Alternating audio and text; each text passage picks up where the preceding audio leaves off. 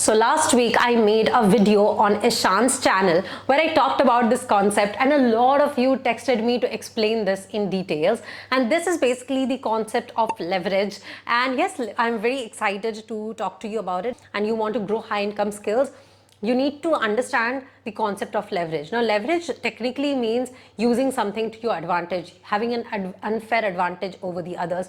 And almost everybody has some sort of an unfair advantage, right? So for example, if you are traditionally good looking, you have some unfair advantages in life. If you come from a rich background, you have unfair advantages in life. However, if you're a smart person, you can also build a lot of unfair advantages. And in today's video, I'm going to talk about that, A. And B, I'm going to talk about how to identify clients who also have unfair advantages to be of service to them. Because if you want to make high income as a freelancer, you need to take bets on potential clients who also have the huge capacity to grow. And that happens when you understand whether your client has leverage or not. There are three types of leverage that I feel exist in the world. Apart from monetary, of course, like if somebody has huge money, that is something else. But I'm not talking about inherited wealth or anything right here. The first type of leverage is called skill leverage. The second type of leverage is called social leverage. And the third type of leverage is called network leverage. Okay. Let me explain all of this to you and also explain how you can build it or how you can find someone who has it and how you can best collaborate with them to create winning projects that will pay you well. Number one is, skill leverage. Skill leverage is basically when somebody has a skill at which they are better than the others. So skill leverage would be someone who is the top of their industry. Okay, somebody who's really good at what they do. Okay, to build skill leverage in life, you need to be very good at your skill. You need to be working day in, day out on improving your skill. Now, I personally do think that I have a skill leverage. My skill is in marketing, content, and copy.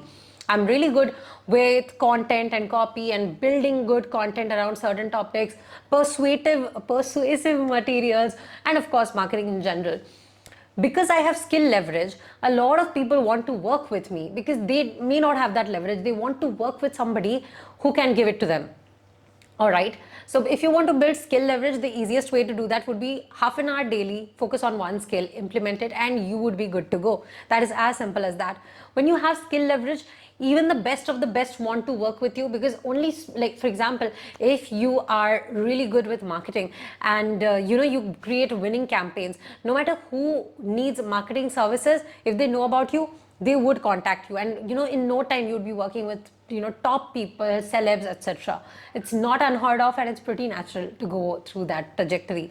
I have so many friends who started from the scratch and now are working with huge brands, huge names in their industries, celebrities, etc. And it's all because they focused on their one skill, be it writing, be it video production, be it script writing, be it marketing, be it website designing. So many skills out there, just focus on one. The second type of leverage that people have is called social leverage. And social leverage is when you can influence a certain group of people, and usually a large group of people who are ready to listen to you. Social leverage is basically people who are influencers with millions of followers. Now, social leverage is not something that you can build overnight, but if you create content regularly, of course, there's going to be a clan of people who will trust you blindly, and they are going to be your biggest fans. And it becomes easier there because if you ever need any sort of help and so many people love you, you are the first on their mind. If you're launching products, they're the first ones to buy. If you need any help, they're the first ones to come to your aid. So social leverage helps you a lot. Now, a lot of times, so I don't classify myself as somebody with social leverage because I don't have like a huge following or something, but still, I know that I have some clients who have following in millions and they have social leverage. So what I like doing is use their social leverage and then my skill leverage to kind of work with them and build products that masses would love and benefit from. Clients themselves, they only have social leverage. They don't have the skill leverage. They couldn't have done it on their own. So I kind of bring that to the table. And that way I'm able to make crores for my clients, and I have a good percentage of that. Thank you. That is how I earn high income, by understanding what leverage I can bring to the table and what leverage I want in my client. Now, of course, social leverage is one of those leverages that you should definitely look for. If a client has the prospect to influence a huge mass of people, it is amazing. It is best to work with them, because at once you'll be known by a lot. The last type of leverage is called the network leverage. Now, how is network leverage different from social leverage? Social leverage is in quantity, but network leverage is in quality. So if somebody is not very popular, but they're very well connected in their circle, then it's called network leverage. As in, if you work for them or if you work with them, you know that they already know the exact right people. Okay, so you can now help them serve them. You can now help them come up with better ideas. You can help them build a better relationship, build better ideas, turn their network leverage into social leverage. Okay, so there's so many ways to work with leverage, and understand that whether you can have it too or not. And if you want to build network leverage, the way to do that is by being really proactive with connecting with the best of the best in their industries and being helpful to them. Now, to build network leverage, you need to have either social or skill leverage. Now, that is one very important factor. If you want to talk with somebody influential, you need to have something that you bring to the table.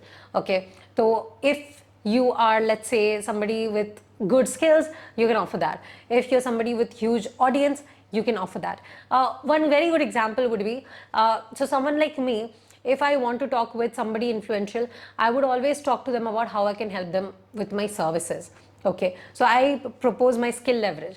But if you know Raj Shamani, he brings a lot of experts to his podcast, where his social leverage is the thing that he uses in order to influence his network leverage as well. So definitely a very smart move. And I think there's a lot of people that we can think about in these lines, but skill, network and social leverage are the top 3 leverages that you can have in life. Please focus on all of this and not just one, because it's kind of a circle.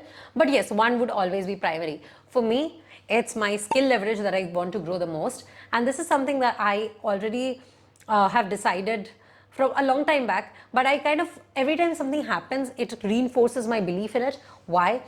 Because this year, I finally got to go to a lot of events that 2-3 years ago, I could only dream of attending. People I could only dream of meeting. And once I've done all these travels and all, things got really hectic. My work was starting to slack off. So so this Dubai event is happening this year, and some of my friends were like, "Oh, Saheli, we're all going. Are you not coming?" And I said, "No. You know what?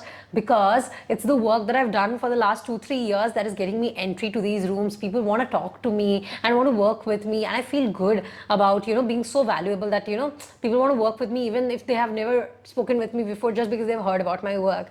So it's the work that gets me the entry or the place in these rooms. Now, if my work starts slacking off because I'm attending so many events, I won't get those invites after 1 or 2 years, right? So I want to focus more on my work. It is the work that gets me the invite and not the invite that gets me the work. So I firmly believe in that. So I'm going to focus on my work. I'm going to stay in Kolkata again for the next foreseeable few months. And I'm very excited to grow my business further, grow my skill sets further.